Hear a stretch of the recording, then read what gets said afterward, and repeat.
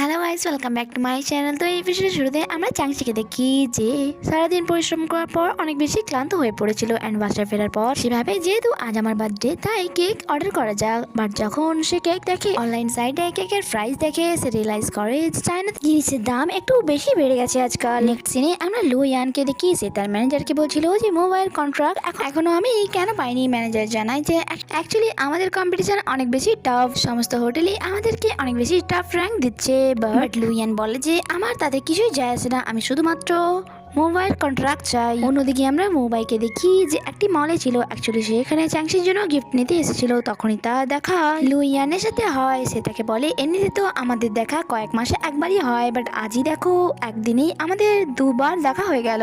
আমি জানি তুমি এইসব কিছু ইচ্ছে করে করছো। মোবাইল বলে যে এটা তোমার ভুল ধারণা, কারণ এটা শুধুমাত্র একটা কোইন্সিডেন্ট, তাই তোমার এটা নিয়ে বেশি ভাবার কোনো দরকার নেই। আমি বুঝতে পারি না যে তুমি এত অ্যাটিটিউড কেন দেখাও, আর এমনিতেও এই হার্ড টু গেট ইমপ্রেশন দেওয়া বন্ধ করো, কারণ এটা অনেক বেশি চাইল্ডিশ দেখায়। বাট মোবাইল তো সত্যিই তারপর কোনো ইন্টারেস্টই ছিল না। তখনই সেই শপের লেডি বলে স্যার আপনার জিনিস প্যাক হয়ে গেছে।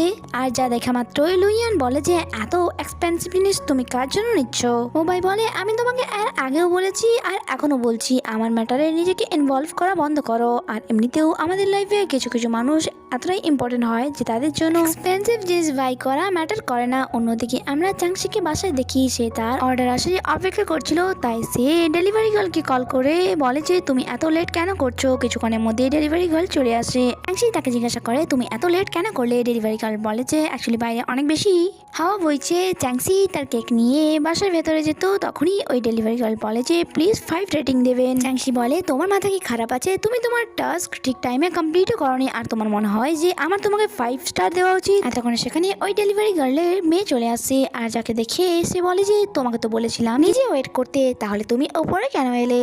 আর আমাদের চ্যাংসি তো ছিল এক নরম মনের মানুষ, তাই তাকে দেখে তার মনে সহানুভূতি জাগে অ্যান্ড সে একটি কেকের স্লাইড কেটে নিয়ে এসে তাকে দেয়। বাট ওই ডেলিভারি গার্ল সেটা নিতে মানা করে যে এটার কোনো দরকার নেই। বাট চ্যাংসি বলে এটা আমি তোমার মেয়ের জন্য নিয়ে এসেছি, যদি তুমি এটা নিয়ে নাও তাহলে আমি তোমাকে 5 রেটিং দিয়ে দেবো। তাই সে সেই কেকটি নিয়ে খুশি খুশি সেখান থেকে চলে যায়। তার চলে যাওয়ার পর মোবাইল সেখানে আসে, যাকে চ্যাংসি তার বাসায় ঢুকতে দিচ্ছিল না, বাট যে কোনো ভাবে মোবাইল তার বাসায় এন্ট্রি হয়ে যায়। তখনই চ্যাংসি শপিং ব্যাগ দেখে বলে তুমি কি নিয়ে এসছো আর এখানেই বা কেন এসছো, আমার মনে হয় তোমার এখানে আসা উচিত হয়নি। মোবাইল বলে যে তুমি আমার হোটেল থেকে মন খারাপ করে এসেছো আর যা আমার একদমই ভালো লাগেনি, তাই আমি তোমাকে এখানে সরি বলতে এসেছি। যা শুনে চ্যাংসি বলে আচ্ছা তার মানে তুমি এখন চাও আমি ওই রেটিংটি ডিলিট করে দিই। মোবাইল বলে তুমি একদম হনেস্ট রিভিউ দিয়েছো, তাই আমি তোমাকে এমনটা করতে কখনোই বলবো না। অ্যাকচুয়ালি আমি তোমাকে আমাদের হোটেলের প্রফেশনাল স্লিপার হিসেবে হায়ার করতে এসেছি।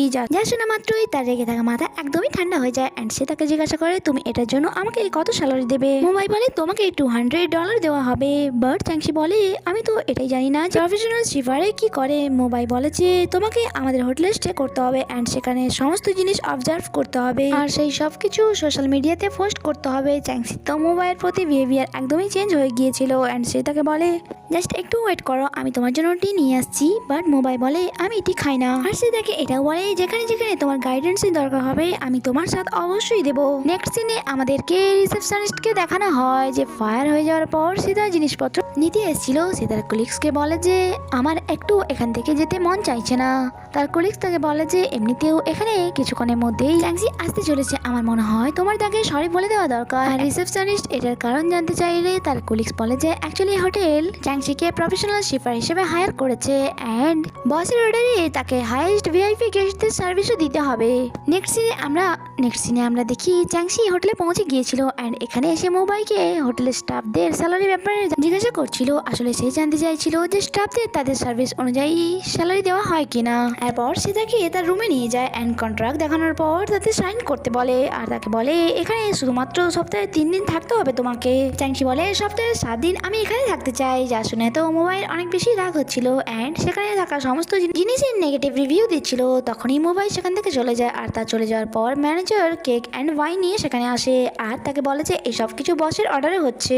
আর তাতে চলে যাওয়ার পর চ্যাংসি ভাবে মোবাইলকে আমি যেমন ভেবেছিলাম সে তেমন একদমই নয়, সে অনেক বেশি কেয়ারিং। এরপর নেক্সট মর্নিং যখন চ্যাংসির ঘুম ভাঙে সে তার ডিউটি নিতে লেগে যায় অ্যান্ড এক প্রফেশনাল শিফার হিসেবে সমস্ত জিনিস ভালো করে অবজার্ভ করছিল যে হোটেলের সবকিছু একদম ঠিকঠাক আছে কিনা অ্যান্ড সে অনেকটাই স্যাটিসফাইড হয়েছিল অ্যান্ড সে একটা জিনিসের ভালো করে ফটো নিচ্ছিল আর তখনই তার দ্বারা একটি বাঁশ ভেঙে যায় আর সে নিজের ভুল লুকোনোর জন্য ওই বাঁশটি চেঞ্জ করে অন্য একটি বাঁশ সেখানে রেখে দেয় বাট তার কোনো আইডিয়া ছিল না যে সেই বাঁশটি এক সাইড দিয়ে ভাঙা ছিল। নেক্সট দিনে আমরা দেখি চ্যাংশি এখানে তার দুপুরের লাঞ্চ এনজয় করছিল তখনই সেখানে মোবাই তার ম্যানেজারের সাথে আসে অ্যান্ড তাকে জিজ্ঞাসা করে ওয়াইটি প্রজেক্টের কি হলো। ম্যানেজার বলে অ্যাকচুয়ালি ওই প্রজেক্টটি আমরা পেয়ে যেতাম বাট নেগেটিভ কমেন্টের জন্য তারা এখন হেজিটেট করছে। মোবাই বলে কোনো ব্যাপার নয়, আমাদেরকে চেষ্টা চালিয়ে যেতে হবে যে কোনো কন্ডিশনে এই প্রজেক্টটা যেন আমাদেরই হয়। ম্যানেজার তাকে কিছু প্রোগ্রামের কথা বলে অ্যান্ড সে বলে তুমি আমাদের কিছু টেস্টারকে নিয়ে সেখানে চলে যাও, আমি চাই তারা এই ব্যাপারেও এক্সপিরিয়েন্স করুক। তাই ম্যানেজার চ্যাংশির কাছে গিয়ে বলে লাঞ্চ কমপ্লিট করার পর প্লিজ আমার সাথে যাবেন। নেক্সট সিনে আমরা তাদেরকে একসাথে দেখি যেখানে ম্যানেজার হোটেলের মিউজিক সিলেক্ট করার জন্য আপনার হেল্প লাগবে আমাদের। চ্যাংশি বলে না আমি এমনটা একদমই করতে পারবো না অ্যান্ড মিউজিক শোনার তো কোনো প্রশ্নই ওঠে না কারণ মিউজিক শোনা মাত্রই আমার ঘুম চলে আসে। মোবাই বলে তুমি মানা করতে পারো না কারণ তুমি আমাদের হোটেলের প্রফেশনাল স্কিপার। যা শুনে চ্যাংশি বলে মনে হচ্ছে হ্যাঁ বলা ছাড়া আমার কাছে অন্য কোনো অপশন নেই। ম্যানেজার বলে যে আপনার সাথে যাওয়ার জন্য আমাদের বস রেডি আছে। মোবাই বলে এমনটা আমি কখন বললাম। ম্যানেজার সেখান থেকে চলে যাওয়ার পর চ্যাংশি মোবাইকে বলে আমার আপনাকে কিছু বলার আছে। অ্যাকচুয়ালি আমার জন্য আপনি যে রিসেপশন হায়ার করেছিলেন আমি চাই তাকে আপনি আবারও হায়ার করে নিন। মোবাই বলে তাকে হায়ার করার তো কোনো প্রশ্নই ওঠে না, আমি আমার হোটেলের জন্য দিন রাত পরিশ্রম করে যাচ্ছি, ইভেন তো আমার রাতে ঠিক করে ঘুমও হয় না আর সে আমার পরিশ্রম পানিতে ধুয়ে দিয়েছে। চ্যাংশি তাকে বোঝায় দেখুন আমরা সবাই মানুষ অ্যান্ড সবাই দ্বারাই কিছু না কিছুই ভুল হয়, কেউই পারফেক্ট হয় না। সব থেকে ভালো তো এটাই যে সে তার ভুল অ্যাকসেপ্ট করেছে। যা শুনে মোবাই বলে ওকে আমি দেখছি এই ব্যাপারে কি করা যায়। নেক্সট সিনে আমরা ওই রিসেপশনিস্টকে দেখি যে তার জিনিস আবারও রাখছিল অ্যান্ড তাকে দেখে বাকি কলিগসরা বলছিল যে এটা কি করে হলো। সে বলে এটা তো হওয়ারই ছিল, আমি চ্যাংশিকে এত রিকোয়েস্ট করেছিলাম আর আমি ভালো করে জানতাম বস কখনোই চ্যাংশিকে মানা করবে না। নেক্সট সিনে আমাদেরকে একটি নতুন ক্যারেক্টারকে দেখানো হয় যার নাম শিয়ান ছিল, যে এয়ারপোর্ট থেকে বাইরে এসে তার ড্রাইভারকে কল করে জিজ্ঞাসা করছিল যে তুমি কোথায়। ড্রাইভার বলে আমি হোয়াইট কালারের ড্রেস পরে আছি অ্যান্ড তখনই সে সামনে লিয়ানকে দেখতে পায় আর তার মিসআন্ডারস্ট্যান্ডিং হয়ে যায় যে তার ড্রাইভার লিয়ান। তাই সে গিয়ে তার কারে জিনিস রাখছিল আর যা দেখে লিয়ান তো অবাক হয় অ্যান্ড তাকে বলে হাই মিস্টার তুমি এটা কি করছো। শিয়ান বলে যে you are my driver right. লিয়ান বলে তোমার আমাকে দেখে কোন অ্যাঙ্গেল দিয়ে ড্রাইভার মনে হচ্ছে। তাই সিয়ান তার ড্রাইভারকে কল করে অ্যান্ড জানতে পারে সত্যি সে ভুল কারে উঠে পড়েছে। নেক্সট সিনে আমরা মোবাইকে দেখি যে চ্যাংশির সাথে মিউজিক শোনার জন্য এসেছিল বাট মিউজিক শোনার কারণে চ্যাংশি তো বারবার ঘুম চলে আসছিল অ্যান্ড মোবাইল তাকে বারবার ঘুমের দুনিয়া থেকে জাগিয়ে তুলছিল। আর যখনই মিউজিক শেষ হয় তখন পিয়ানিস্ট তাদেরকে জিজ্ঞাসা করে আমার মিউজিক কেমন ছিল।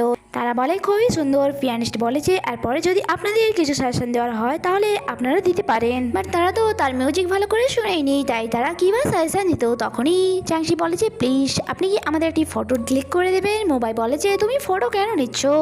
চ্যাংশি বলে যে অ্যাকচুয়ালি আমি আমার এক্সপিরিয়েন্স শেয়ার করতে চাই। আর তখনই তাদের টেম্পোরারি ফটোগ্রাফার তাদেরকে ক্লোজ আসতে বলে অ্যান্ড চ্যাংশি এখানে তার হেড মোবাইল শোল্ডারে রাখে। মোবাইল এখানে তাকে ভালোবাসার নজরে দেখে যাচ্ছিল অ্যান্ড এই কিউট সিনের সাথে এই এপিসোডটি এখানেই শেষ হয়। তার মানে কি মোবাইল তার জন্য কিছু ফিল করতে শুরু করেছে তা তো আমরা জানবো পরের এপিসোডে। ততক্ষণের জন্য স্টে কানেক্টেড, বাই বাই।